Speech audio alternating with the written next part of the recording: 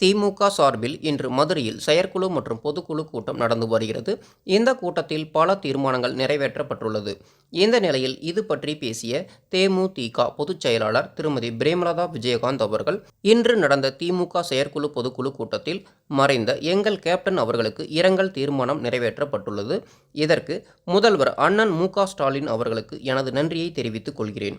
Captain மறைந்த 1½ வருடத்திற்கு பிறகு இந்த தீர்மானம் நிறைவேற்றப்பட்டுள்ளதாக குறிப்பிட்ட திருமதி பிரேமலதா விஜயகாந்த் அவர்கள், அதிமுக பொதுச் செயலாளர் திரு எடப்பாடி பழனிசாமி அவர்கள் பற்றியும் பேசினார். அதில் அண்ணன் திரு எடப்பாடியார் அவர்கள் 2024 பாராளுமன்ற தேர்தலின் போது தேமுதிகவிற்கு ஒரு ராஜ்யசபா சீட்டு வழங்கப்படும் என்று எழுத்துப்பூர்வமாகவும் வாய் வழியாகவும் அறிவித்து இருந்தார்.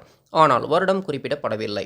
தற்போது 2026ஆம் ஆண்டு தேமுதிகவிற்கு ராஜ்யசபா சீட்டு வழங்குவதாக அண்ணன் திரு எடப்பாடியார் அறிவித்து உள்ளார். இது அனைத்தும் 2026ஆம் ஆண்டு நடக்கும் தேர்தலை ஒட்டியே நடக்கிறது.